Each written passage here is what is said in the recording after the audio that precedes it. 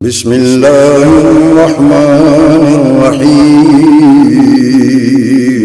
شروع اللہ کے نام سے جو بڑا مہربان نہایت رحم والا ہے۔ مفتی شیخ الحدیث عبد الرحمن عابد صاحب سے درخواست کروں گا کہ وہ سٹیج پر تشریف لائیں، آپ کا مختصر تعارف سماعت فرما لیں۔ آپ فاضل مدینہ یونیورسٹی ہیں، آپ جماعت کے جتنے بھی پاکستان میں مدارس ہیں ان تمام کے مدیر بھی ہیں اور ثالثی شرعی عدالت کے قاضی بھی رہے ہیں اور فیصل آباد میں مرکز خیبر کے خطیب بھی ہیں۔ بہت بڑا ادارہ ہے۔ اسی طرح سوشل میڈیا پر اکثر سوال و جواب کی نشست اور بیانات کا سلسلہ جاری رہتا ہے۔ میں اب دعوت دیتا ہوں استاد العلماء شیخ الحدیث مفتی عبد الرحمن عابد حافظہ اللہ تعالی کو، وہ آپ لوگوں کو وعظ و نصیحت فرمائے امام بخاری رحمۃ اللہ علیہ کی سیرت کے حوالے سے۔ نحمدہ ونصلی ونسلم علی رسولہ الکریم، اما بعد فاعوذ باللہ من الشیطان الرجیم، بسم اللہ الرحمن الرحیم۔ وَأَنزَلْنَا إِلَيْكَ الذِّكْرَ لِتُبَيِّنَ لِلنَّاسِ مَا نُزِّلَ إِلَيْهِمْ۔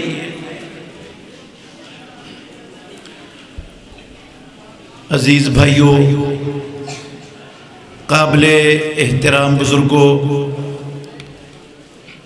اور میرے اس ادارے کے طالب علم بچوں، آج ہم الجامعۃ الاسلامیہ کی اس پروقار محفل میں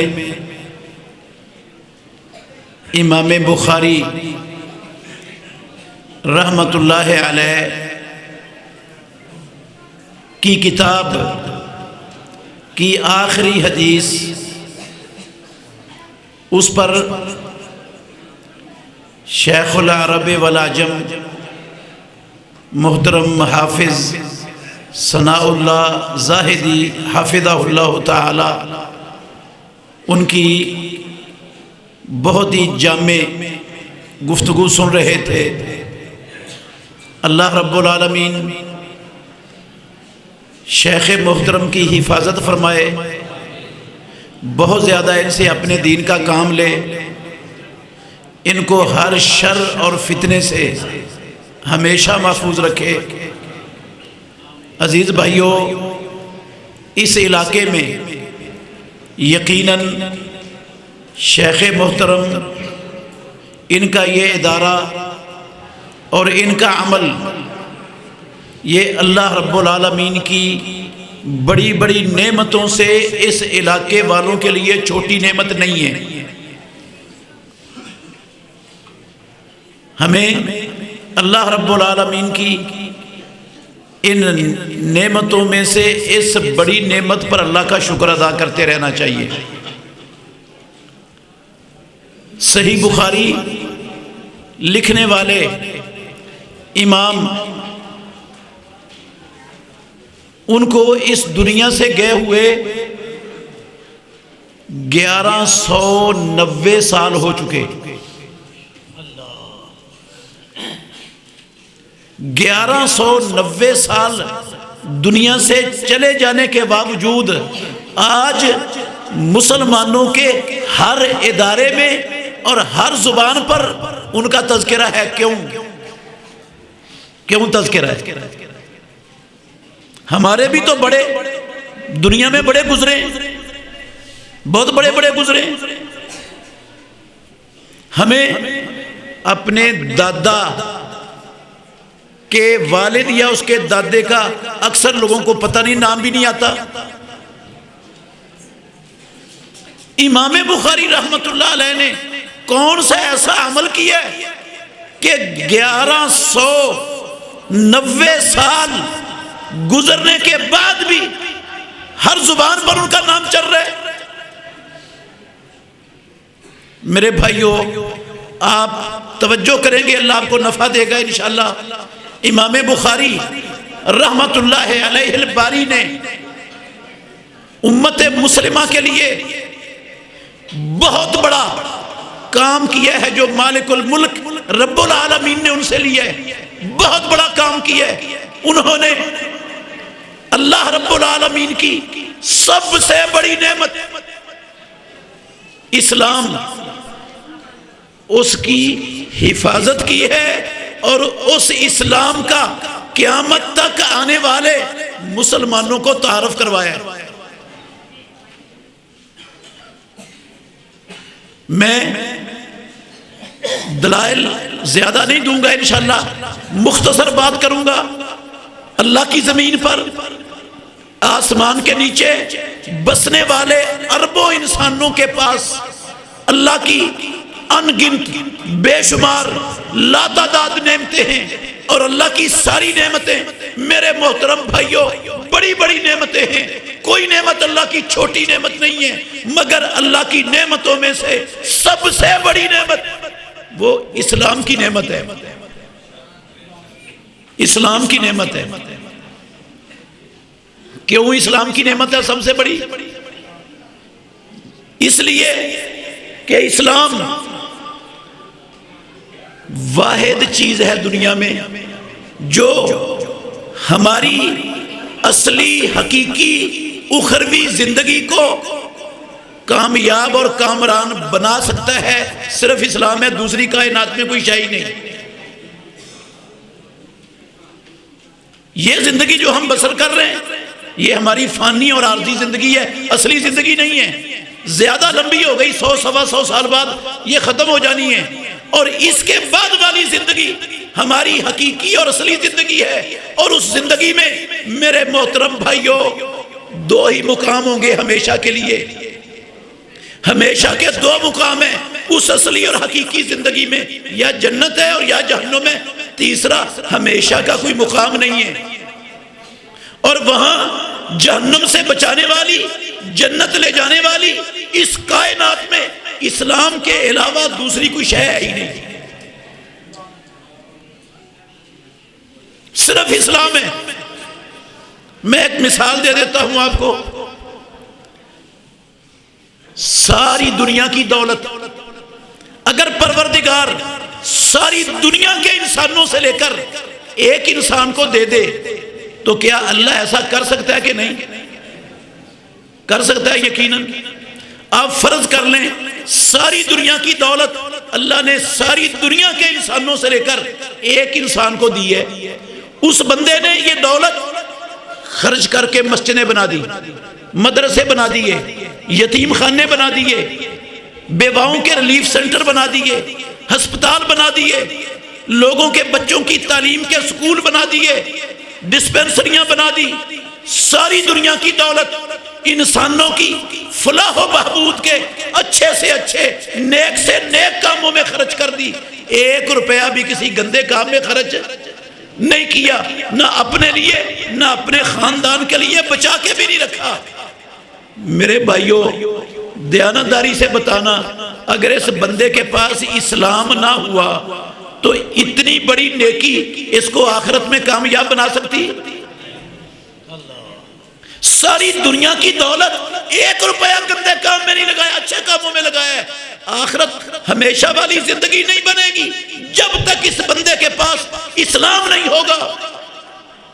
امام بخاری رحمت اللہ علیہ نے قیامت تک کے لیے اس اسلام کی حفاظت کا، اس اسلام کو مسلمانوں کو متعارف کروانے کا وہ فریضہ سر انجام دیا جو کوئی بھی امام بخاری کے بعد آج تک نہیں کر سکا۔ اسلام کیا ہے؟ تھوڑا سا تعارف کرواؤں گا۔ اسلام کیا ہے؟ میری بات کا نام نہیں ہے، آپ کی بات کا نام اسلام نہیں ہے۔ اور میرے محترم بھائیوں اسلام، غور سے سننا، میں کہتا ہوں ابو بکر صدیق رضی اللہ تعالی عنہ کی بات کا نام بھی نہیں ہے، خلفائے راشدین کی بات کا نام بھی اسلام نہیں ہے؟ اس سے بھی بڑی بات کہہ سکتا ہوں، آج محمد الرسول اللہ صلی اللہ علیہ وسلم کی بعثت کے بعد اللہ کی اپنے ہاتھوں سے لکھ کر اتاری ہوئی کتاب تورات اور موسیٰ علیہ السلام کی اطاعت اور اتباع کا نام بھی آج اسلام نہیں ہے۔ اسلام کیا ہے؟ کس کو اسلام کہتے ہیں؟ جو اللہ مالک الملک نے اپنے آخری نبی محمد الرسول اللہ صلی اللہ علیہ وسلم پر نازل کیا اور آپ کی زندگی میں اس کو مکمل کر دیا۔ اسلام اللہ کی وحی کا نام ہے۔ جب اسلام ابو بکر و عمر عثمان و علی رضی اللہ عنہم کی بات کا نام نہیں ہو سکتا، جب اسلام امام الانبیاء کی بعثت کے بعد موسیٰ اور عیسیٰ علیہ السلام کی اطاعت اور اتباع کا نام نہیں ہو سکتا، تورات، انجیل، زبور، اس کی اتباع کرنے کا نام اسلام نہیں ہو سکتا، تو میرے بھائیوں دیانتداری سے بتانا، میری بات، کسی محدث کی بات، امام ابو حنیفہ رحمت اللہ علیہ کی بات، امام مالک رحمت اللہ علیہ کی بات، امام شافعی رحمت اللہ علیہ کی رائے، امام احمد بن حنبل رحمت اللہ علیہ کا فتویٰ، کیا ان کی بات اسلام بن جائے گی؟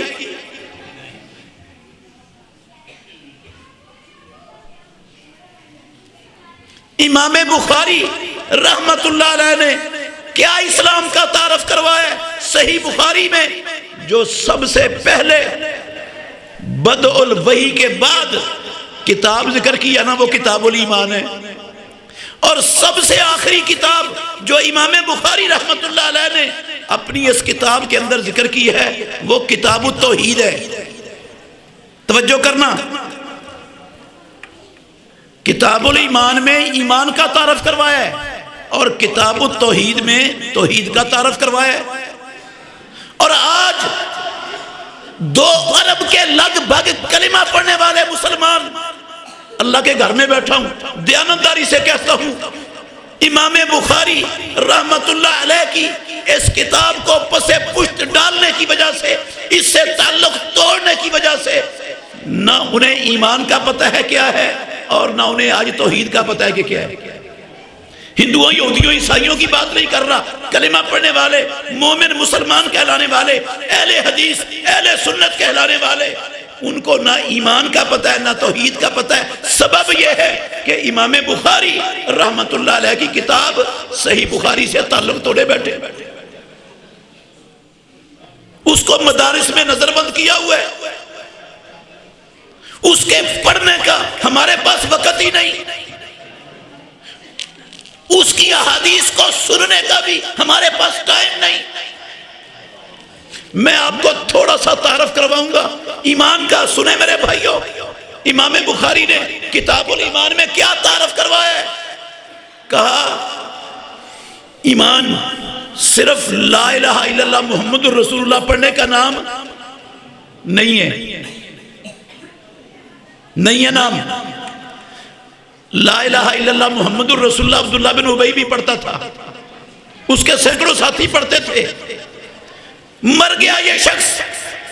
امام الانبیاء نے عبداللہ بن ابی کو اپنا قمیض پہنا دیا، اس کے منہ میں اپنا لعاب ڈال دیا، اس کا جنازہ پڑھا دیا، قبر میں اپنے ہاتھوں سے اتار دیا۔ اللہ نے قرآن نازل کیا، کہا وَلَا تُصَلِّ عَلَىٰ أَحَدٍ مِّنْهُمْ مَاتَ أَبَدًا وَلَا تَقُمْ عَلَىٰ قَبْرِهِ۔ اے محمد صلی اللہ علیہ وسلم، آج تو عبداللہ بن ابی کا جنازہ پڑھا دیا ہے، آئندہ منافقوں میں سے کوئی مرے کسی کا جنازہ نہیں پڑھانا اور کسی کی قبر پر بھی کھڑے نہیں ہونا۔ کیوں؟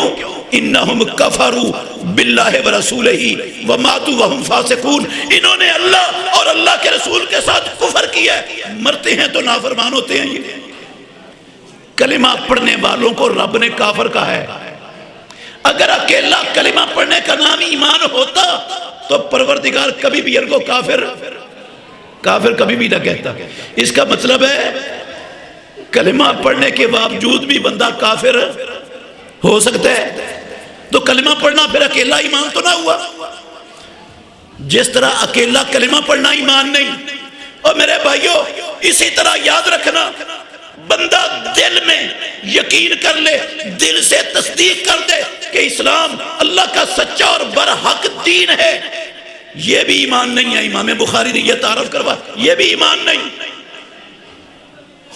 اس کا جتنا پکا پختہ مضبوط یقین ہو کہ محمد صلی اللہ علیہ وسلم جو کچھ لے کر آئے وہ اللہ کا سچا اور برحق دین ہے، صرف اتنے سے وہ ایمان والا نہیں بنتا.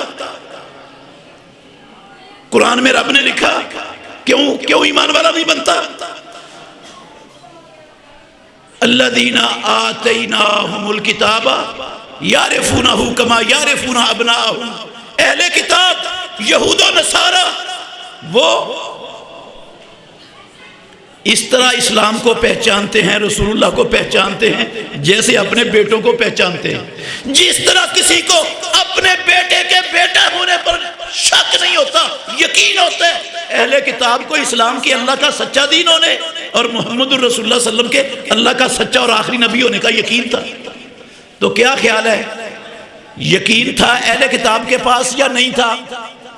گواہی اللہ نے دی ہے، قرآن میں لکھی ہوئی ہے. اس سے بڑی سچی گواہی کوئی مائی کا لال پیش ہی نہیں کر سکتا. یقین تھا ان کے پاس. کیا آپ یہود و نصارہ کو ایمان والا مانتے ہیں؟ نہیں مانتے، یہ بھی ایمان نہیں ہے. پھر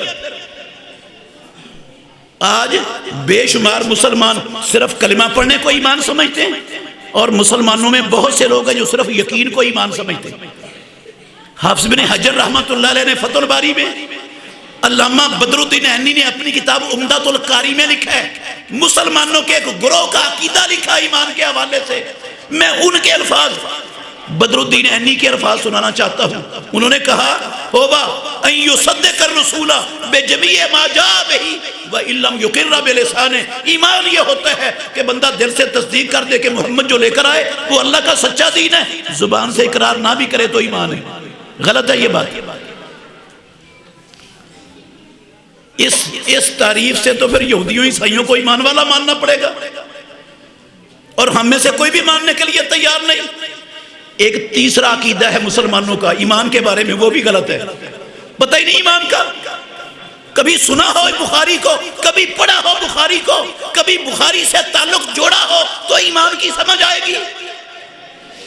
تیسرا عقیدہ یہ ہے بندہ دل سے تصدیق کر دے کہ اسلام اللہ کا سچا دین ہے، زبان سے اقرار کر لے، لا الہ الا اللہ محمد الرسول اللہ پڑھ لے تو ایمان بن جاتا ہے اور بندہ ایمان والا بن جاتا ہے. میرے بھائیو یہ عقیدہ بھی غلط ہے، یہ بھی غلط ہے. ایک حدیث کے 2 جملے سناؤں گا، توجہ سے سننا. ترمذی شریف کی حدیث ہے، صفوان بن اسال رضی اللہ عنہ راوی ہے، حسن درجے کی روایت ہے، قابل حجت ہے. کہتے ہیں 2 یہودی آئے رسول اللہ صلی اللہ علیہ وسلم کے پاس. انہوں نے رسول اللہ صلی اللہ علیہ وسلم سے کچھ سوالات کیے، آپ نے ان کے سوالوں کے جواب دیے. دونوں یہودی سوالوں کے جواب سن کر کہتے ہیں نشہد انک نبی، اے محمد ہم شہادت دیتے ہیں آپ اللہ کے نبی ہو. ان یہودیوں نے رسول اللہ صلی اللہ علیہ وسلم کے سامنے آپ کے نبی ہونے کا اقرار کیا، اور ان کے دل میں یقین بھی تھا کہ اسلام اللہ کا سچا اور برحق دین ہے. قرآن میں گواہی لکھی ہوئی ہے. دونوں چیزیں موجود تھیں اہل کتاب کے پاس. کیا رسول اللہ صلی اللہ علیہ وسلم نے ایمان والا مان لیا؟ ایمان آ گیا ان میں. آپ نے کہا فما یمنعکم ام تتبعونی، او یہودیو اگر تم مجھے نبی ہونے کا اقرار کرتے ہو تو پھر میری اتباع کرنے میں تمہیں رکاوٹ کیا ہے؟ اتباع کیوں نہیں کرتے؟ اتباع بھی تو کرو. اس کا مطلب ہے امام صاحب مسلمان امت کو یہ سمجھانا چاہتے ہیں ایمان تب بنتا ہے جب دل سے تصدیق ہو، زبان سے اقرار ہو، اور محمد الرسول اللہ کی کیا ہو؟ اتباع ہو، تو پھر ایمان بنتا ہے. اور یہ تینوں چیزیں انسان کے اندر آئیں تو پھر ایمان والا بنتا ہے. آج میں اور آپ کہاں کھڑے ہیں؟ صرف ایک مثال دوں گا، اس پر غور کرنا. میرے بھائیوں، ہماری ماں سے پوچھا کسی نے، صحیح بخاری میں حدیث کے لفظ ہیں، رسول اللہ صلی اللہ علیہ وسلم جب گھر میں ہوتے، توجہ کرنا، امام الانبیاء گھر میں ہوتے تو آپ کی مصروفیت کیا ہوتی تھی؟ کہتی ہیں کانا فی محنت اہلہ ہی. امام الانبیاء جب گھر میں ہوتے تو گھر کے کام کاج میں اپنی ازواج مطہرات کا ہاتھ بٹاتے تھے. فَإِذَا سَمِعَ الْأَذَانَ خَرَجَ، جو ہی اللہ کے نبی اذان سنتے ہر شے چھوڑ کر نماز باجماعت کے لیے چل پڑتے. سفر میں ہوتے بلال کو کہتے اذن یا بلال ہو ارحنا بالصلاۃ، بلال اذان کہو ہمیں نماز سے راحت پہنچاؤ. شدید بیمار ہو گئے اللہ کے نبی، صحیح بخاری میں حدیث ہے، شدید تکلیف ہے، تکلیف کی شدت سے بے ہوش ہو گئے. ہوش آیا نا جب بے ہوشی سے، تو ہوش آتے ہی سب سے پہلے لفظ یہ تھے آپ کی زبان پر اصل الناس ہو، کیا لوگوں نے نماز پڑھ لی، کیا جماعت ہو گئی؟ ہماری ماں نے جواب دیا اللہ ہم ینتظرونک، نہیں اللہ کے نبی آپ کا انتظار ہو رہا ہے. آپ نے پانی منگوایا، ٹب لایا گیا، اٹھ کر بیٹھ گئے امام الانبیاء. آپ نے غسل کیا، غسل کر کے نماز کے لیے اٹھے، دوبارہ بے ہوشی طاری ہوئی، پھر گر پڑے، پھر بے ہوش پڑے ہوئے. کچھ دیر گزرنے کے بعد دوبارہ ہوش آیا. صحیح بخاری کے الفاظ کا ترجمہ کر رہا ہوں میرے بھائیو. دوبارہ ہوش آنے پر پھر پوچھا اصل الناس ہو، کیا لوگوں نے نماز پڑھ لی؟ کہا نہیں اللہ کے نبی آپ کے منتظر ہیں، انتظار ہو رہا ہے. دوبارہ پانی منگوایا، پھر غسل کیا امام الانبیاء نے، غسل کر کے نماز کے لیے اٹھے، پھر بے ہوشی طاری ہوئی، پھر گر پڑے. تھوڑا سا غور کرنا، محمد الرسول اللہ صلی اللہ علیہ وسلم خاتم النبیین ہو کر، سید الاولین والآخرین ہو کر، اللہ کی مخلوقات میں سب سے زیادہ رب کے مقرب پیارے اور محبوب ہو کر، ان کو اس تکلیف کی شدت میں فکر کس کا فکر ہے؟ باجماعت نماز کا، اکیلی نماز کا نہیں، باجماعت نماز کا فکر ہے. تیسری مرتبہ جب ہوش آیا نا تو ہماری ماں عائشہ صدیقہ رضی اللہ عنہ کہتی ہیں اللہ کے نبی نے اپنے جسم میں تکلیف کی شدت کے اندر کمی محسوس کی. آپ نے کہا مجھے مسجد میں لے جاؤ. ایک کندھے کو حضرت عباس، دوسرے کو حضرت علی نے سہارا دیا. دونوں کندھوں کو سہارا دے کر آپ کو مسجد کی طرف لے جایا جا رہا ہے، اور دونوں پاؤں زمین پر گھسڑتے جا رہے ہیں اور زمین پر لینیں بنتی جا رہی ہیں. اتنی طاقت نہیں تھی محمد الرسول اللہ کے جسم اطہر میں کہ آپ اپنا قدم اٹھا کر خود آگے رکھ سکتے. دو بندوں کے سہارے سے گھسڑتے ہوئے پاؤں لے کر باجماعت نماز کے لیے مسجد میں جا رہے ہیں. میرے بھائیو تھوڑا سا غور کرنا اللہ کے لیے ٹھنڈے دل سے. امام بخاری نے کیا سمجھایا ہے؟ کیوں آج اتنا عرصہ گزرنے کے بعد ہر بندے کی زبان پر امام بخاری کا تذکرہ اور نام ہے؟ سنیں، آج اذان ہوتی ہے، ہم سب کو سنائی دیتی ہے. ہمارے علاقوں میں، معاشروں میں کوئی محلہ، آبادی، بستی ایسی نہیں ہے جس کے رہنے والوں کو اذان سنائی نہ دیتی ہو. مجھے دیانتداری سے بتانا، اذان ہوتی ہے تو کتنی دکانوں کے، مسلمانوں کی دکانوں کے شٹر ڈاؤن ہو جاتے ہیں؟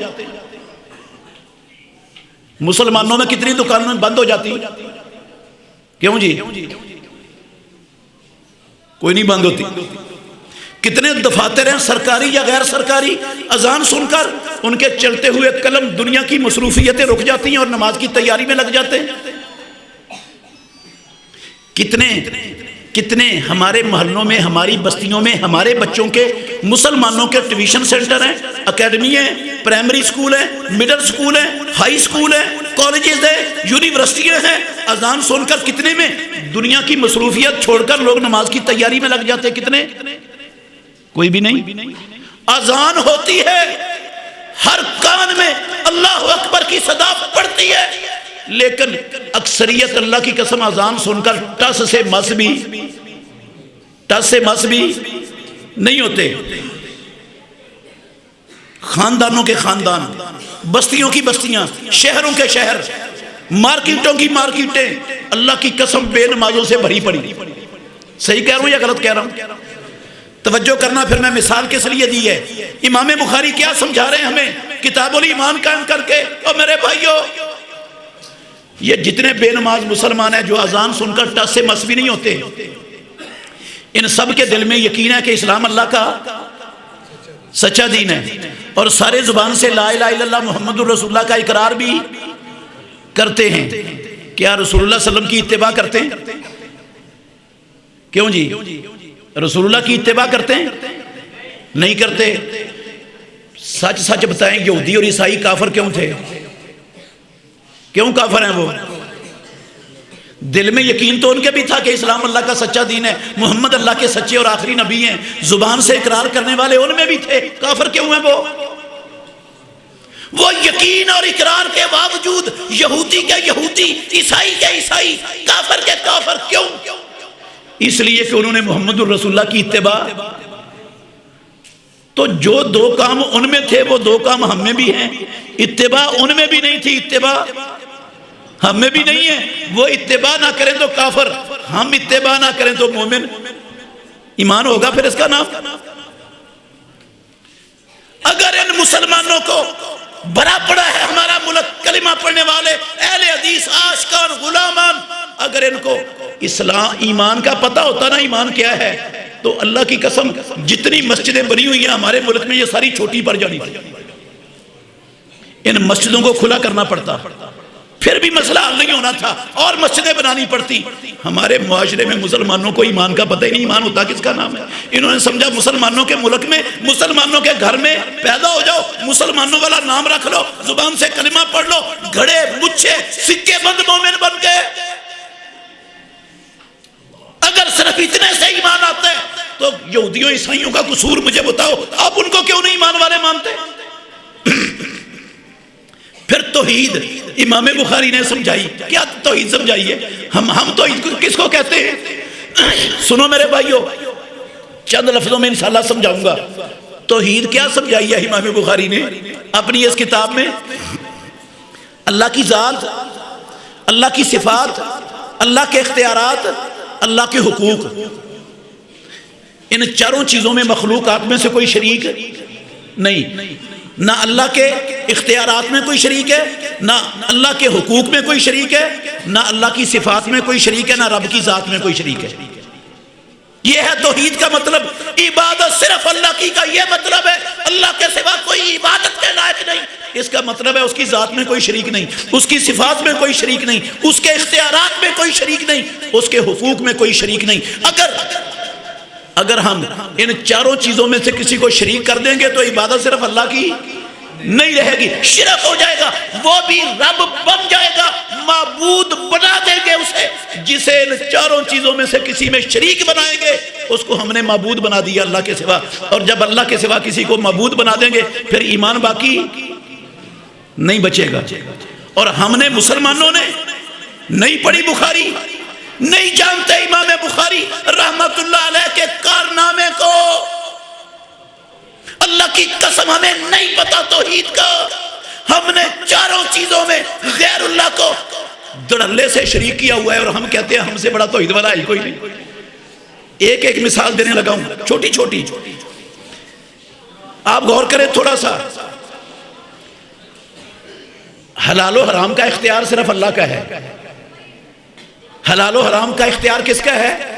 صرف اللہ کا۔ جو اللہ نہ ہو، معبود نہ ہو، اس کے پاس حلال و حرام کا اختیار نہیں ہوتا۔ محمد الرسول اللہ صلی اللہ علیہ وسلم کو بھی اللہ نے حلال و حرام کا اختیار نہیں دیا تھا۔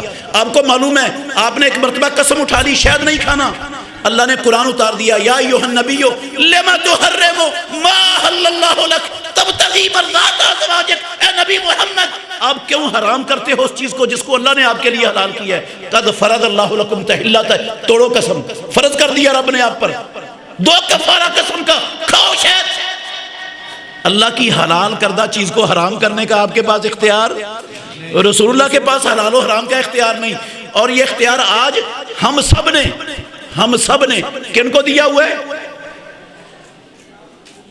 جیسے اختیار دیا تھا نا یہودیوں عیسائیوں نے اپنے مولویوں درویشوں کو، ویسے ہی ہم نے بھی دیا ہوا ہے، ناراض نہیں ہونا۔ ایک مثال دوں گا انشاءاللہ، یہودیوں عیسائیوں نے دیا تھا اختیار، تو اللہ نے ان کو کیا کہا؟ اتخذوا احبارهم ورهبانهم اربابا من دون اللہ، یہود و نصارہ نے اپنے درویشوں مولویوں کو اللہ کے سوا رب بنا لیا تھا۔ عدی بن حاتم کہنے لگے ترمذی میں حدیث ہے، رب تو نہیں بنایا تھا اللہ کے نبی، آپ نے فرمایا جو وہ حلال کرتے تھے، جس کو وہ حرام کہتے تھے، یہ نہیں مانتے تھے۔ انہوں نے کہا ایسا تو تھا، آپ نے فرمایا فَتِلْكَ عِبَادَتُهُمْ، عبادت صرف رکوع کرنے کا نام نہیں، سجدہ کرنے کا نام نہیں، نذر و نیاز چڑھانے کا نام نہیں۔ اور جو اختیار رب کا ہے وہ اختیار آپ کسی کو دے دو، اس کو رب نہ بھی مانو، رب نہ بھی کہو، معبود نہ بھی کہو، وہ رب بن جائے گا، معبود بن جائے گا آٹومیٹک ہی۔ یہ رب بنانا ہے اور یہ اس کی عبادت ہے۔ یہ اس کی عبادت ہے۔ ہم نے کیا عبادت کی؟ اللہ نے اور اللہ کے رسول نے سود کو حرام کیا ہے، کسی کو شک شبہ نہیں۔ اللہ کی قسم آج ایسے ایسے علماء دنیا میں موجود ہیں جنہوں نے سود کو حلال کر دیا ہے، جنہوں نے سود کو کیا کر دیا؟ حلال کر دیا۔ کیسے؟ یہ اسلامی بینک کھل گئے، یہ ربا فری بینکوں کے بڑے بڑے بینر اور بڑے بڑے جو ہے نا وہ لگ گئے، اشتہار لگ گیا دنیا میں کہ یہ ربا فری بینک ہے۔ میں اللہ کے گھر میں بیٹھا ہوں، دعوے سے کہہ سکتا ہوں بینک ہو ربا فری ہو، اللہ کی قسم نہیں ہو سکتا کبھی بھی۔ بینک ہو سود سے پاک ہو، نہیں ممکن۔ انہوں نے وہ کام کیا جو ہفتے والے دن مچھلیاں پکڑنے والوں نے کیا تھا، ہیلے کے ذریعے اللہ کی حلال کردہ چیز کو حلال کر لیا، حرام کردہ کو حلال کر لیا۔ انہوں نے بھی ہیلا کر کے سود جو دوسرے بینک کے اسلامی بینکوں کے علاوہ وہ کہتے ہیں ہم انٹرسٹ لیتے ہیں، انہوں نے اس کا نام چینج کر کے کہا ہم انٹرسٹ نہیں لیتے، انٹرسٹ سود ہوتا ہے، ہم رینٹ لیتے ہیں، رینٹ۔ اس کا نام بدل کر انٹرسٹ کا نام رینٹ رکھ دیا۔ کسی چیز کا نام بدلنے سے کبھی اس کی حقیقت بدلتی ہے؟ انہوں نے اسلامی بینک کھولے دھڑا دھڑ، اللہ کی قسم اور ہر اسلامی بینک میں ایک سیٹ انہوں نے بنا دی ہے، کرسی، جس پر ایک مفتی بیٹھا ہوا ہے، مفتی، اس کو کہتے ہیں شرعی ایڈوائزر۔ شرعی ایڈوائزر کی کرسی پر ہر بینک میں مفتی بیٹھے اور وہ لوگوں کو فتوے دے رہے کہ ہم سود سے پاک کاروبار کر رہے ہیں۔ پیدا کرنے والے کی قسم ہے سود سے پاک کاروبار ہے ہی نہیں ان کا۔ میں ایک مثال بھی دے دیتا ہوں، ویسے میں نے ان کا سارا چٹھا کٹھا پڑا ہوا ہے، ایک ایک چیز ان کی اللہ کے فضل سے کھول کر ان کی جڑ کاٹ سکتا ہوں۔ ایک مثال دیتا ہوں، میرے پاس کراچی کا ایک تاجر آیا جمعے والے دن، جمعے کے بعد اس نے مجھ سے کچھ سوالات کیے، میں نے اس کے جواب دیے، تو سوالوں میں نا جواب دیتے ہوئے اس نے اسلامی بینک کا نام لیا۔ میں نے کہا یہ سب فراڈ ہے، دجل ہے، جھوٹ ہے، کوئی بینک اسلامی نہیں۔ کہتا ہے مفتی صاحب آپ کو معلومات نہیں ہے، میں نے الفلاح بینک کی اسلامی کھڑکی سے کاروبار کیا ہے، وہ سودی کاروبار نہیں کرتے، وہ اسلام کے مطابق کاروبار کرتے ہیں۔ میں نے کہا بھائی جان آپ ذرا جو آپ نے کاروبار کیا ہے اس کی نوعیت میرے سامنے بیان کریں، کیا کیا ہے؟ مسجد میں بیٹھا تھا، اللہ کی قسم اس نے کہا، کہتا میں فیکٹری کا مالک ہوں، میرے پاس پیسے نہیں تھے، میں نے یہ الفلاح بینک کی اسلامی کھڑکی سے کہا مجھے اتنا خام مال چاہیے، انہوں نے میرے ساتھ معاہدہ کیا، جتنے لاکھ کے خام مال کا معاہدہ ہوا وہ مال انہوں نے میری فیکٹری میں لا کر مجھے دے دیا، میں نے کاروبار شروع کر دیا۔ کہتا اللہ کا کرنا ایسا ہوا وہ سارے کا سارا مال ہی ڈوب گیا، نقصان ہو گیا، وہ مال ڈوب گیا۔ کہتا ہے 3 سال میں قسطیں طے ہوئی تھی، انہوں نے مجھے تنگ نہیں کیا، بینک والوں نے 3 سال کے اندر طے شدہ قسطوں کے مطابق انہوں نے پیسے لیے، 1 روپیہ بھی زیادہ نہیں لیا، جتنے دیے اتنے لیے۔ یہ اسلامی کاروبار ہے کہ نہیں؟ میں کہ اللہ کے بندے یہ تو سودی کاروبار ہے، اس کا اسلام سے تعلق ہی کوئی نہیں۔ کہتا وہ کیسے؟ میں نے کہا اس کو کہتے ہیں اسلام میں مزاربت۔ مزاربت کا مطلب ہوتا ہے ایک بندہ کام کرتا ہے، دوسرے کے پیسے ہوتے ہیں اور وہ دونوں آپس میں طے کر لیتے ہیں کہ جتنا منافع آئے گا اس میں سے اتنے % تیرا، اتنے % میرا، اور اگر اللہ نہ کرے نقصان ہو جاتا ہے تو پیسے والے کے پیسے ڈوب جاتے ہیں اور محنت والے کی محنت ڈوب جاتی۔ تو نے کیا تھا مزاربہ، یہ اس اسلامی بینک کے ان دجالوں سے، ان شیطان یہودیوں کے اعلی کاروں سے جو ساری مسلمان امت کو رب اور رسول کے خلاف جنگ لڑانے پر کمر بستہ ہیں، یہ بدبخت دین کے بیپاری اسلام کے نام پر اللہ کی قسم دین پر ڈاکہ ڈال رہے ہیں۔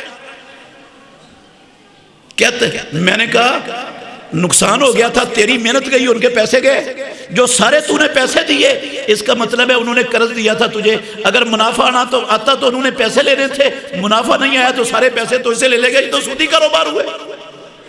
یہ ہے ان کے کاروبار جس کو اسلامی کاروبار کہتے ہیں، اور دھڑا دھڑ مسلمان لگے ہوئے۔ اچھا ہماری حکومت نے سود کے حرام ہونے کے فیصلے پر سٹے لے کر اس کو معطل کر دیا تھا، ساری قوم اللہ کی قسم سودی کاروبار میں لگی ہوئی ہے، پوری قوم لگی ہوئی ہے۔ ہم اپنے بچوں کو سکولوں میں بی کام، ڈی کام، سی کام پڑھاتے ہیں، اکاؤنٹ پڑھاتے ہیں، پھر ان کو اکاؤنٹ پڑھا کر رشوت دے کر سفارش لڑا کے ان کو کسی بینک میں بھرتی کرواتے ہیں۔ اور کیا ہوتا ہے ہمارا طرز عمل؟ بیٹا تجھے پیدا کیا، تجھے پالا پڑھایا، اب تجھے نوکری مل گئی، جا ساری زندگی اور رب اور رسول کے خلاف جنگ لڑنی ہے، جا کر بینک میں بیٹھ کر۔ وہ لڑتے ہیں اور ہم مسلمان ہیں، رب نے حرام کیا، ہم نے کیا کر لیا؟ حلال۔ عبادت کس کی ہو گئی؟ اللہ کی عبادت ہے یہ، عبادت صرف رب کی رہ گئی۔ وہ اختیار تو جن بدبختوں نے، حکمرانوں نے، ان مولویوں مفتیوں نے جس سود کو حلال کیا، ہم نے ان کے حلال کیے ہوئے کو مان لیا، ہم نے تو عبادت ان کی کر ڈالی ہے۔ عبادت صرف اللہ کی رہ نہیں گئی، وہ معبود تو بن چکے۔ کدھر ہے توحید؟ کس کو پتہ ہے توحید کیا ہے؟ امام بخاری کا کتنا بڑا احسان تھا امت پر، لیکن ہم نے اس احسان کی قدر نہیں کی، اللہ کی قسم۔ اچھا پھر ایک اور حوالہ دے دیتا ہوں آپ کو، توجہ کرنا۔ اللہ کی صفت، اللہ کی خصوصیات اور صفات میں بھی مخلوقات میں سے کوئی شریک ہے؟ اگر ہم شریک کر دیں گے وہ بھی رب بن جائے گا، عبادت اس کی بھی ہو جائے گی۔ اور ہم نے یہ بھی کیا ہوا ہے مسلمانوں نے۔ صفت ہے، ایک مثال دیتا ہوں، صفت ہے اللہ کی کائنات کے ہر حاضر غیب چیز کو، ذرے ذرے کو کیا کرتا ہے؟ جانتا ہے۔ یہ کام اللہ کا ہے، معبود کا ہے۔ جو معبود نہ ہو وہ کائنات کے ہر ذرے کو جان نہیں سکتا، یہ اللہ کا کام ہے صرف۔ اور ہمارا عقیدہ کیا ہے؟ ہمارا عقیدہ کیا ہے مسلمانوں کا؟ توجہ کرنا۔ یہ جو آپ کا روز نامچے اخبار چھپتے ہیں آپ کے ملک میں، ان میں ایک ہفتہ وار میگزین چھپتا ہے سنڈے میگزین کے نام سے۔ اس سنڈے میگزین کے ایک صفحے پر آدھا صفحہ، کبھی پورا صفحہ، ایک کالم چھپتا ہے مستقل۔ آپ کا یہ ہفتہ کیسا گزرے گا؟ اور مسلمان وہ کالم پڑھتے ہیں اور اس کے مطابق اپنا سارا سسٹم پورے ہفتے کا سوچ کے بیٹھ جاتے ہیں، اس کے مطابق چلتے ہیں۔ بھئی یہ آپ کا ہفتہ کیسے گزرے گا یہ تو کام اللہ کا ہے، یہ تو رب کے سوا کوئی جان ہی نہیں سکتا۔ محمد الرسول اللہ نہیں جانتے تھے؟ اللہ کے نبی، اللہ کی قسم، اللہ کی مخلوقات میں سب سے بڑے عالم ہو کر ان کو یہ نہیں پتا تھا کل کیا ہونے والا ہے، کل کیا ہونے والا ہے۔ صحیح بخاری میں حدیث ہے، ایک بچی کی شادی میں شریک تھے امام الانبیاء، انصار کی بچی کی شادی تھی، بچیاں ترانہ پڑھ رہی تھی۔ ایک بچی نے ترانہ پڑھتے پڑھتے یہ لفظ پڑھ دیے، وَفِينَا نَبِيٌّ يَعْلَمُ مَا فِي غَدٍ، ہم ایک نبی ہے جو جانتا ہے کل کیا ہونے والا ہے۔ تو رسول مکرم صلی اللہ علیہ وسلم جو خاموشی سے ترانہ سنتے جا رہے تھے، یہ لفظ سنتے ہی کہا، بچی قولی ما کنت تقولین فإنہ لا یعلم ما فی غد الا اللہ، اور بچی جو پہلے پڑھتی تھی وہی پڑھ، یہ مت کہہ کہ ہمارے اندر ایک نبی ہے جو جانتا ہے کل کیا ہونے والا ہے۔ کل کیا ہونے والا ہے یہ صرف اللہ جانتا ہے، میں محمد نہیں جان سکتا۔ یہ اللہ کا کام ہے، میرا نہیں۔ میں اللہ نہیں ہوں، میں اللہ کا آخری نبی ہوں، یہ کام رب کا ہے۔ اچھا وہ کام اللہ کا تھا، ہم نے دے دیا یہ کالم لکھنے والے گدوں کو، ان اسلام کے ڈاکوؤں لٹیروں کو، ہم نے ان کی بات مان لی۔ اور میں نے بڑی تکلیف ہے اللہ کی قسم مجھے، پاکستان کا قومی ٹی وی، پاکستان کا قومی ٹی وی، اس پر ایک پروگرام چلتا ہے استخارے کے نام سے۔ میں نے زندگی میں ایک مرتبہ چند منٹ وہ پروگرام دیکھا، میں نے تھوڑا سا اشارہ کرنا ہے آپ کو۔ ہمیں توحید کا کتنا پتہ ہے؟ کتنے مسلمان ہیں جو توحید کی الہ پہ آتی ہے ان کو؟ سنیں اور میرے بھائیوں، دو مولوی بیٹھے ہوئے تھے، وہ اچانک کھلا، یہ ایک عورت کا فون آیا، کہتی ہے میں سندھ کے ڈگری شہر سے بول رہی ہوں، میرا نام فلانا ہے، میں یہ پوچھنا چاہتی ہوں کہ ہم نے اپنی بچی کا رشتہ فلاں خاندان میں طے کیا ہے، ہمیں یہ بتاؤ کہ یہ رشتہ کامیاب ہوگا یا نہیں ہوگا۔ وہ اپنی طرف سے وہ استخارہ کروا رہی ہے اس ڈاکو سے، اس لٹیرے سے۔ اس کے دماغ میں تو یہی ہے بیچاری کہ استخارے کی اسلام میں اجازت ہے، استخارہ ٹھیک ہے، اللہ کے نبی خود استخارے کی ترغیب دیا کرتے تھے، دماغ میں یہ ہے، لیکن وہ اس سے پوچھ رہی ہے کہ یہ رشتہ کامیاب ہوگا یا نہیں ہوگا۔ اس خبیث نے اس خاتون سے پوچھا بہن اور کوئی مسئلہ؟ اس نے کہا نہیں یہی ہے، اس نے ریسیور رکھ دیا۔ آدھا منٹ نہیں گزرا تھا، دوبارہ پھر بیل بجی، پھر اس نے ریسیور اٹھایا نا تو ایک خاتون بول رہی ہے آگے سے، کہتی ہے میں لاہور کے میں لاہور کے انارکلی بازار سے بول رہی ہوں، میرا نام فلانا ہے، میں بڑے شوق سے آپ کا پروگرام سنتی ہوں، بڑا فائدہ ہوتا ہے، ہمیں یہ بتائیں کہ ہماری ایک عزیز ہے، اس کا اپنے میاں سے اپنے خامن سے جھگڑا ہو گیا ہے، وہ ناراض اور اپنے ماپوں کے گھر میں بیٹھی ہوئی ہے، کیا اس ہماری عزیزہ کی اس کے خامن سے صلح ہوگی یا نہیں ہوگی؟ یہ پوچھ رہی ہے، اس سے استخارہ کروا رہی ہے اپنی طرف سے۔ میں نے اتنا کو دیکھا نا، اللہ کی قسم میری برداشت سے باہر ہو گیا، میں نے اس بھائی کو کہا اللہ کے لیے اس کو بند کر دے، میری برداشت نہیں ہے مزید دیکھنے کی، وہ ٹی وی میں نے بند کروا دیا۔ اچھا اب سوچنے والی بات کیا ہے، یہ ہماری مسلمان بیٹیاں، مسلمان بہنیں وہ اپنے بیڈ روم کے اندر موجود ہیں، اپنے گھروں میں بیٹھی ہیں، اللہ کی قسم ان ڈاکوؤں نے ہماری مسلمان عورتوں کے ایمان کو ان کے بیڈ روم کے اندر سے لوٹ کر ان کو شرک کے دلدل اور جہنم کا ایندھن بنا دیا، ہمیشہ کے لیے لوٹ لیا ایمان ان کا۔ یہ رشتہ کامیاب ہوگا یا نہیں ہوگا، یہ میاں بیوی کی صلح ہوگی یا نہیں ہوگی، یہ اللہ کے سوا کوئی نہیں جانتا، یہ کام معبود کا ہے، معبود کے علاوہ کوئی جان، محمد الرسول اللہ بھی نہیں جانتے تھے یار، امام الانبیاء بھی نہیں جانتے تھے۔ آپ نے اپنی پھوپھی زاد بہن کا نکاح کر دیا زید بن حارثہ سے، پتہ ہے آپ کو 1 سال بھی نہیں گزرا، رشتہ کامیابی نہیں ہوا، طلاق ہو گئی۔ اللہ کے نبی کو استخارہ کرنا آتا تھا کہ نہیں آتا تھا؟ آپ نے استخارہ کیوں نہ کر لیا کہ یہ جو رشتہ کرنے جا رہا ہوں یہ کامیاب ہوگا یا نہیں؟ استخارے سے یہ چیزیں معلوم نہیں ہوتی میرے بھائیوں۔ استخارہ ان حلال اور جائز کاموں کے لیے ہوتا ہے جن کی اسلام نے اجازت دی ہے، جو کام بندے کے لیے حلال ہیں۔ کوئی کام آپ نے فیصلہ کیا ہے، اس کام کو شروع کرنے سے پہلے فرضوں کے علاوہ کسی ٹائم 2 رکعتیں پڑھیں اور دعا استخارہ پڑھ لیں، استخارہ ہو گیا۔ بس استخارے کی اتنی بات ہے، اب قدم بڑھا دیں۔ اگر وہ کام آپ کے دین دنیا آخرت میں بہتر ہوگا اللہ راستے کھول دے گا، نہیں بہتر ہوگا اللہ کی طرف سے کوئی نہ کوئی رکاوٹ آ جائے گی، کرنا بھی چاہیں گے تو نہیں ہوگا۔ یہ بھی تب ہوگا جب اللہ نے آپ کی یہ دعا قبول کر لی، تو آپ کے اندر قبولیت، دعا کی قبولیت کی شرائط پائی جاتی ہوئی تو پھر ہوگا۔ اس سے یہ نہیں پتہ چلتا کل کیا ہونا ہے، یہ صرف اللہ کا کام ہے۔ اور ہم نے کیا اللہ کے علاوہ دوسروں کو معبود مانا ہوا ہے کہ نہیں؟ ایسے ہی میرے بھائیو اللہ کی ذات میں بھی شرک ہو رہا ہے۔ یہودی عیسائیوں نے بھی کیا تھا، اللہ نے ان کو کافر کہا۔ وہ کہتے تھے عزیر ابن اللہ، المسیح ابن اللہ، ان اللہ هو المسیح ابن مریم، ہم کہتے ہیں نور من نور اللہ۔ وہی جو عرش پر مستوی تھا خدا ہو کر، مدینے میں اتر پڑا مصطفیٰ ہو کر، وہ کہتے تھے ہر شے اللہ ہے۔ ہمارے معاشرے میں بھی بے شمار لوگ ہیں جو کہتے ہیں ہر شے ہی اللہ ہے۔ فما فی الوجود الا اللہ، وجود میں اللہ کے سوا کوئی شے ہے ہی نہیں، وجود میں ہر شے ہی اللہ ہے۔ مسلمانوں کا عقیدہ بھری پڑی ہیں کتابیں، اللہ کی ذات میں بھی شرک، صفات میں بھی شرک، اختیارات میں بھی شرک، حقوق میں بھی شرک۔ لو حقوق کی مثال بھی سن لیں۔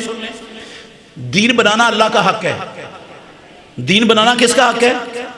اللہ نے یہ حق اپنے نبیوں کو بھی نہیں دیا، امام الانبیاء کو بھی نہیں دیا۔ اللہ نے صاف کہا لو تقول علینا بعض الاقاویل لاخذنا منه بالیمین ثم لقطعنا منه الوتین۔ اور کائنات کے لوگوں، اگر میرا آخری نبی محمد اپنے پاس سے کوئی بات بنا کے ہمارے ذمہ لگا دیتا کہ یہ اللہ کا دین ہے، ہم نے اتاری نہ ہوتی، ہم سیدھے ہاتھ سے پکڑ کر اس کی اشارہ کاٹ دیتے۔ ہوتا کون ہے یہ بات اپنے پاس سے بنا کر دین کہنے والا؟ رسول اللہ کو حق نہیں، اور ہم نے یہ حق ان کو دیا ہوا ہے، اپنے درویشوں کو، اپنے مولویوں کو، پیروں کو، اماموں کو۔ اللہ کی قسم مسلمانوں نے دیا ہوا ہے، حق دیا ہوا ہے۔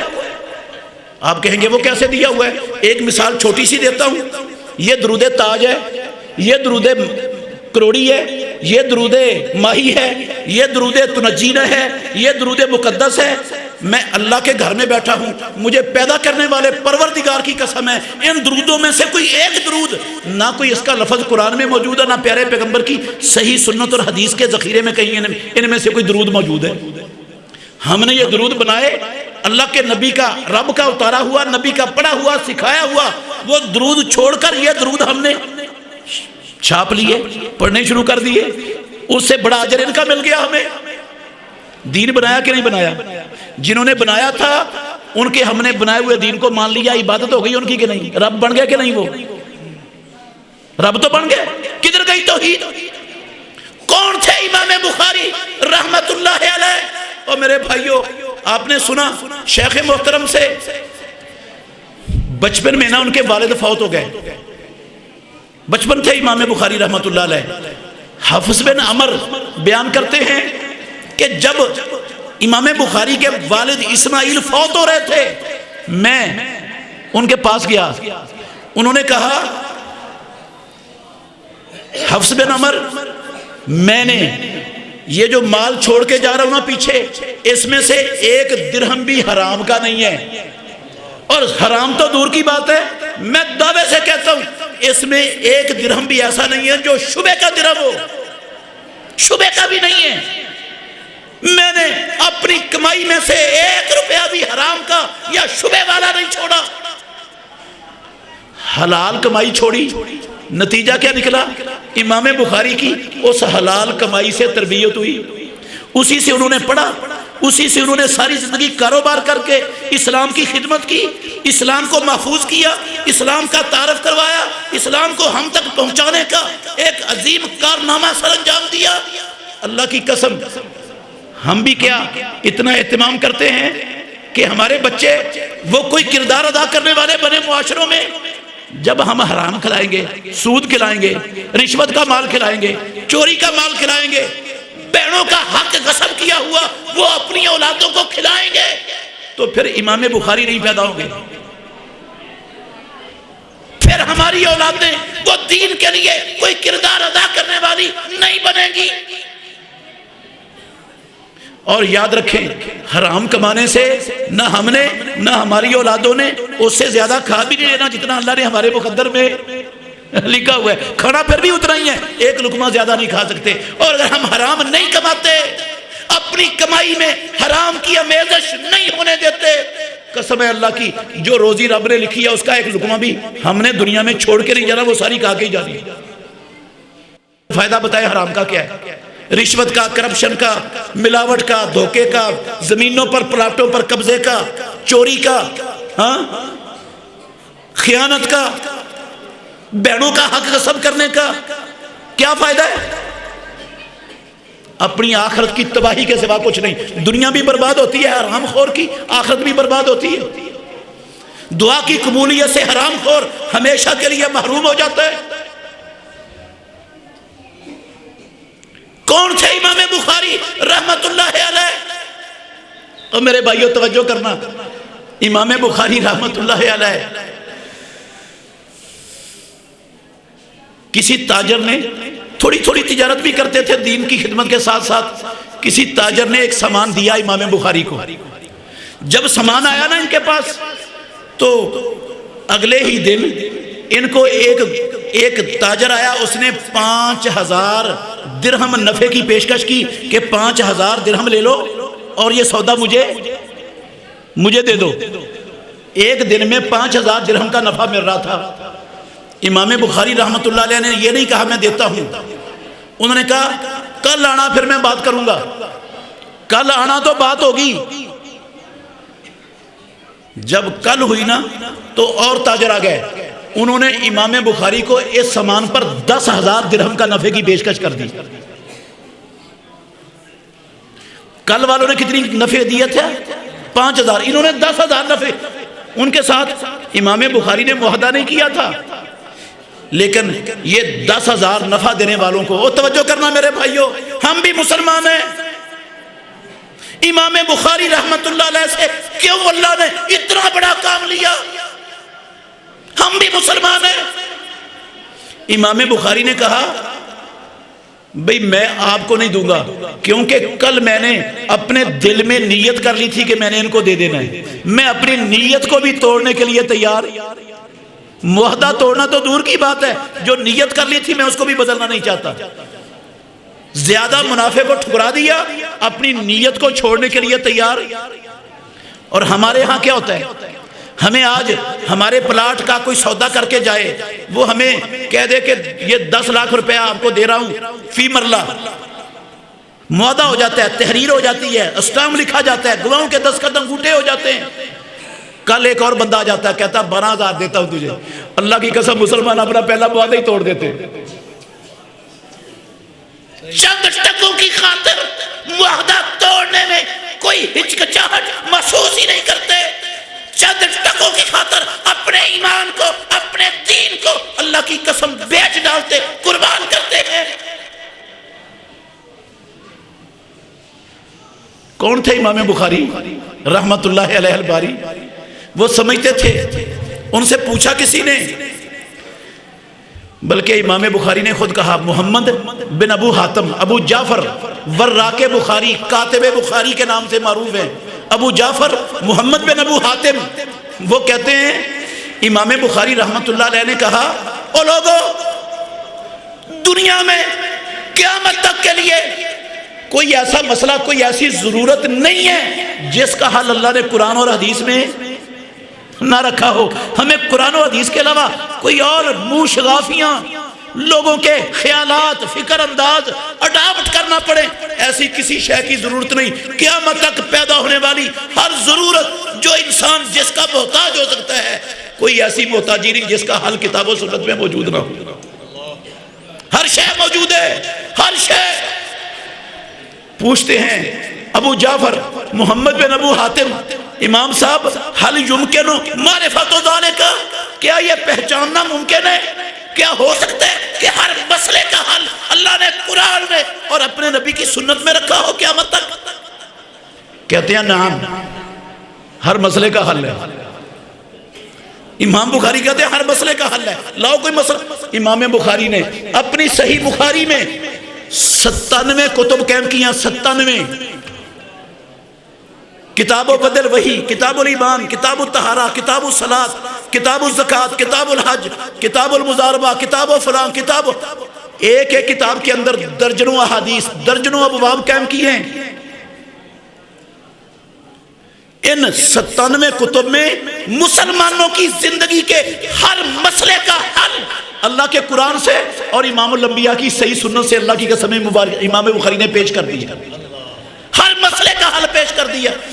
صرف ان 97 کتابوں میں 3882 ابواب قائم کیے ہیں. امام بخاری نے 3882 مسئلے نکالے ہیں نا کتاب و سنت کی ان نصوص سے، جو اپنی کتاب کے اندر درج کیے. کئی لوگ کہتے ہیں امام بخاری فقیہ نہیں تھے. ہاں، اللہ کی قسم امام بخاری کے اساتذہ نے امام بخاری کو امیر المومنین فی الحدیث، سلطان المحدثین، امام الدنیا فی الحدیث، یہ امام بخاری کو لقب دیے. اساتذہ کہتے تھے امام صاحب ہماری کتابوں پر نظر ثانی کر دو، کوئی گڑبڑ ہے تو اس کی نشاندہی کر دو، رہتی زندگی تک تمہارا شکریہ ادا کرتے رہیں گے. اللہ کی قسم یہ استادوں کا اعتماد تھا امام بخاری رحمت اللہ علیہ پر.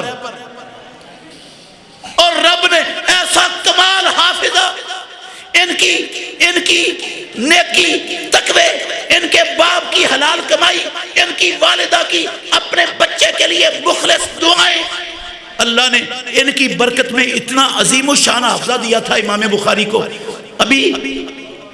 ابھی یہ ابتدائی پرائمری پڑھ کر فارغ ہوئے تھے. کاتبوں کے پاس آنا جانا شروع کیا تھا تو تھوڑا سا جو ہے نا وہ محدثین کی مجلسوں میں جا کر حدیثیں سننے کا شوق اللہ نے دل میں ڈال دیا. حدیثیں سننے کے لیے محدثین کی مجلسوں میں چلے جاتے. ایک دن امام داخلی امام بخاری کے بڑے محدث استاد ہیں، ان کی مجلس میں گئے. وہ مجلس لگی ہوئی ہے، امام بخاری پڑھا رہے ہیں. انہوں نے ایک امام داخلی نے حدیث پڑھی، سند پڑھی، حدثنا سفیان ان ابی الزبیر ان جابر قال قال رسول اللہ صلی اللہ علیہ وسلم. امام بخاری کہتے ہیں یا حاضا، استاد محترم یہ اس طرح نہیں ہے، یہ آپ کی سند صحیح نہیں ہے، آپ غلط پڑھ رہے ہو. استاد صاحب نے کہا چھوٹا سا بچہ ہے، پتہ شاید اس کو ہے کوئی نہیں ہے، ڈانٹ دیا. کہا چپ کر. امام بخاری کہتے ہیں میں نے کہا اگر آپ کے پاس کتاب کا اصل نسخہ ہے نا وہ دیکھ لو بے شک. امام داخلی اٹھ کر اندر گئے. جا کر انہوں نے نسخہ دیکھا، واپس آ کر پوچھتے ہیں بچے کیا کہہ رہا تھا تو، کیسے بات ہے؟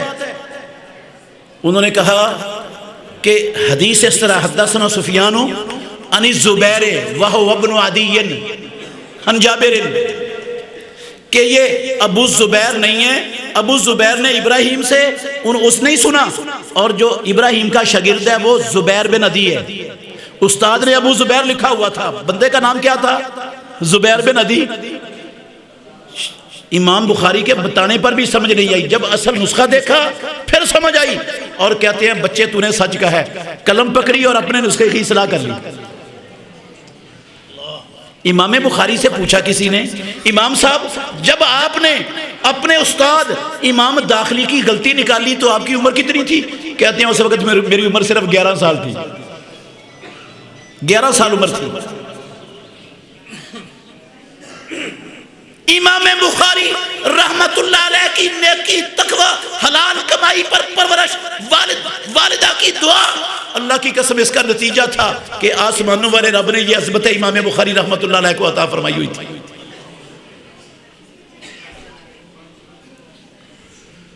ایک مرتبہ امام فریابی، یہ بھی استاد ہے امام بخاری رحمت اللہ علیہ کے، ان کی مجلس میں بیٹھے تھے، امام فریابی نے ایک سند پڑھی، حدثنا ابو عروہ ان ابی الخطاب ان ابی حمزہ قال قال رسول اللہ صلی اللہ علیہ وسلم۔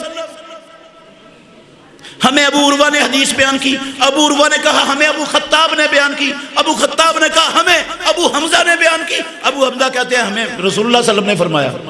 جتنے امام بخاری کی کلاس میں جتنے محدثین علماء بیٹھے تھے، اللہ کی قسم کسی کو نہیں سمجھ آئی یہ ابو عروہ کون ہے، یہ ابو الخطاب کون ہے، یہ ابو حمزہ کون ہے، کون ہے یہ؟ امام بخاری رحمت اللہ علیہ نے کہا لوگوں سنو، یہ ابو عروہ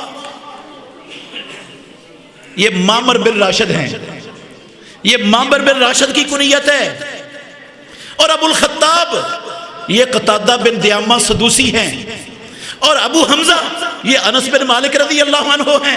امام بخاری کو صرف احادیث نہیں، احادیث کے راوی، ان کی کنیتیں، ان کے القاب، اللہ کی قسم ان کی یہ ایک ایک چیز سب کچھ امام بخاری کو یاد تھی۔ خود امام بخاری کا اپنا قول ہے، کہتے ہیں میں نے 1000 سے زیادہ محدثین سے، علماء حدیث سے احادیث لکھی ہیں، ان میں میرے استادوں میں کوئی ایسا نہیں تھا جو محدث صاحب حدیث نہ ہو، اور کوئی ایسا نہیں تھا جو ایمان کو قول اور عمل نہ مانتا ہو۔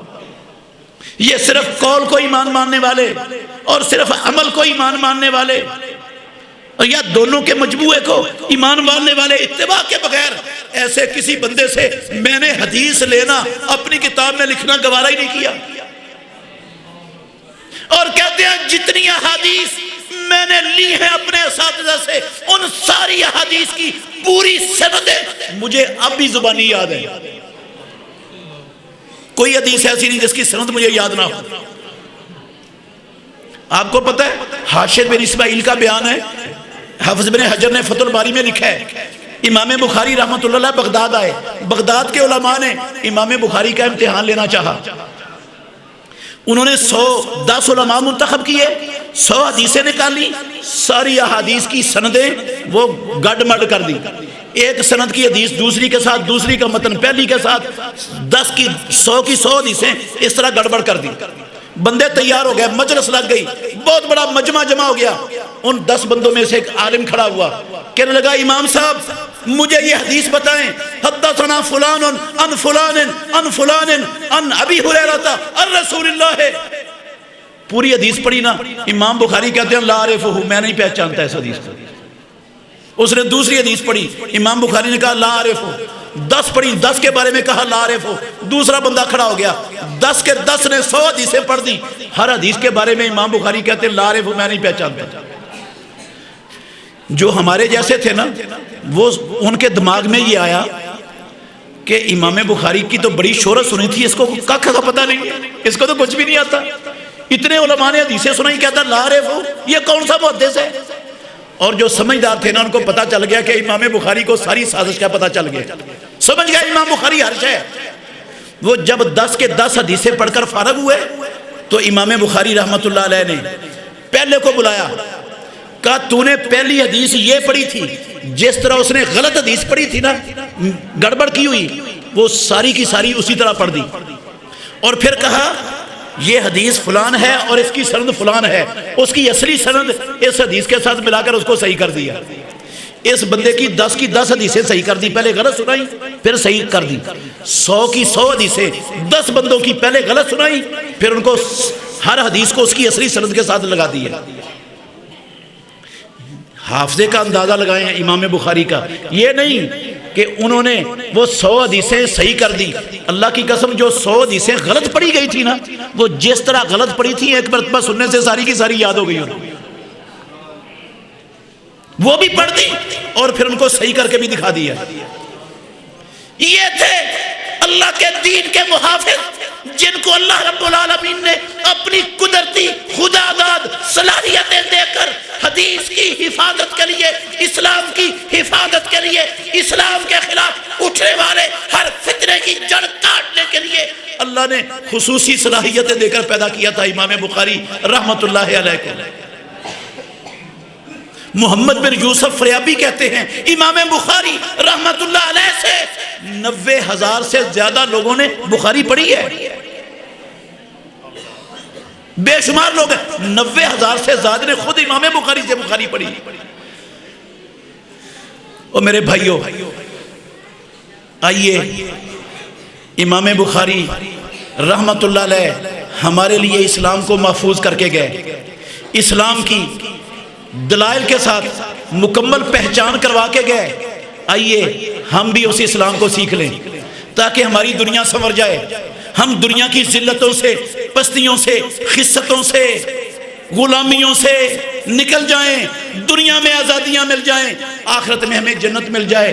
اگر ہم نہیں نہ آتے اس کی طرف، نہیں آتے بخاری کی طرف، نہیں پڑھتے بخاری، نہیں سمجھتے اس کو اللہ کی زمین پر آسمان کے نیچے کتاب اللہ کے بعد سب سے صحیح ترین کتاب، اگر اس میں کیڑے نکالتے ہیں تو پھر یاد رکھنا اسلام کی نہیں سمجھ آئے گی، اسلام کی نہیں سمجھ آ سکتی۔ میں ایک مثال بھی دے دیتا ہوں، قرآن عربی میں اترا ہے، قرآن اسلام کی بنیاد ہے، حدیث اللہ نے اتاری ہے، قرآن بھی اللہ کی وحی ہے، حدیث بھی اللہ کی وحی ہے۔ جس طرح قرآن سے مسائل ثابت ہوتے ہیں نا بیانی ہی، اسی طرح حدیث سے بھی مسائل ثابت ہوتے ہیں اسلام کے۔ جو حیثیت قرآن کی ہے 100% بغیر کسی ایک ذرے کے کمی کے، وہی حیثیت امام الانبیاء کی سنت اور حدیث کی ہے جو اللہ کے نبی کی ثابت احادیث ہے۔ کوئی ذرہ برابر فرق نہیں قرآن میں اور حدیث میں، استنباط کے اعتبار سے، اسلام کا مصدر ماخر ہونے کے اعتبار میں ایک ذرہ برابر فرق نہیں بخاری میں اور قرآن مجید میں۔ فرق صرف وہ ہے کہ وہ اللہ کا کلام ہے، یہ مفہوم اللہ کی طرف سے ہے، اور الفاظ کچھ نبی کے ہیں، کچھ صحابہ کے اپنے ہیں، باقی وہ بھی اللہ کی وحی، یہ بھی اللہ کی وحی۔ اچھا، اگر ہم قرآن کو حدیث کے بغیر سمجھنے کی کوشش کریں، کہیں ہم مسلمان ہیں، حدیث کی ضرورت نہیں ہے، یہ تو جناب 200 سال بعد لکھی گئی بکواس ہے یہ ساری۔ میں تھوڑی سی بات کرنا چاہتا ہوں میرے بھائیوں، قرآن مجید کی آیت سنی صحابہ نے، الذین آمنوا ولم یلبسوا ایمانہم بظلم اولئک لہم الامن وہم مہتدون۔ مثال دے رہا ہوں، سمجھ نہیں آئی آیت، اللہ کے نبی کے پاس آ گئے، کہنے لگے اللہ کے نبی اینا لم یظلم نفسہ، ہم میں سے کون بندہ ہے جس نے اپنی جان پر ظلم نہیں کیا؟ ہم میں تو ہر بندے نے ظلم کیا اپنی جان پر، ہم سے تو بڑی غلطیاں ہوئی ہیں۔ امام الانبیاء نے کہا معاملہ وہ نہیں ہے جو تم سمجھے ہو۔ صحابہ ظلم سے ہر چھوٹا بڑا گناہ سمجھ بیٹھے، ہر نافرمانی اور گناہ کو انہوں نے ظلم سمجھ لیا، چھوٹی بڑی ہر شے کو۔ امام الانبیاء نے کہا اس ظلم سے مراد اس آیت میں ہر گناہ نہیں بلکہ شرک ہے۔ کیا تم نے لقمان کی اپنے بیٹے کو نصیحت نہیں سنی؟ یا بنی لا تشرک باللہ ان الشرک لظلم عظیم۔ صحابہ اصل عربی تھے، امام الانبیاء کے شاگرد تھے، ان کے سامنے قرآن اترا تھا۔ اللہ کی قسم اصل عربیوں کو جن کے سامنے قرآن اترا تھا، جو نبی کے شاگرد تھے، ان کو سمجھ نہیں آیا اللہ کے نبی کی وضاحت کرنے کے بغیر۔ مجھے اور آپ کو کیسے آ جائے گا؟ ہم صحابہ سے بڑے دین کو سمجھنے والے پیدا ہو گئے، ان کو حدیث کے بغیر قرآن سمجھ نہیں آتا، ہمیں کیسے آئے گا؟ جو حدیث کی حجیت کا انکار کرتا ہے، پیدا کرنے والے کی قسم اٹھا کے کہتا ہوں وہ قرآن کو بھی نہیں مانتا، وہ قرآن کا پہلے منکر ہے۔ قرآن کے انکار کے بغیر حدیث کا انکار ممکن ہی نہیں، سوال ہی پیدا نہیں ہوتا۔ ہم قرآن کو قرآن حدیث کے بغیر مان ہی نہیں سکتے۔ قرآن کو قرآن حدیث کے بغیر مانا جا سکتا ہے؟ یہ قرآن ہے، ہمیں کس نے کہا؟ رب نے آ کر ہمیں بتایا یہ قرآن ہے جو دو جنوں کے درمیان موجود ہے، اللہ نے بتایا ہے۔ اور رب نے بتایا تو ہم نے قرآن کو قرآن مانا ہے۔ کس نے بتایا ہمیں یہ قرآن ہے، اللہ کا کلام ہے؟ یہ اللہ نے تو نہیں بتایا ہمیں، ہماری تو رب سے ملاقات ہی نہیں ہے۔ ہمیں بتایا ہے محمد الرسول اللہ صلی اللہ علیہ وسلم نے، ہم نے اللہ کے نبی کے کہنے پر اس کو اللہ کا کلام مانا ہے۔ اگر اللہ کے نبی نہ کہتے تو اس کے اللہ کے قرآن ہونے کی کوئی دلیل ہمارے پاس ہے؟ ہم تو قرآن کو بھی حدیث کے بغیر نہیں مان سکتے، تو جو حدیث کا انکار کرتا ہے وہ قرآن کو کیسے مانتا ہے؟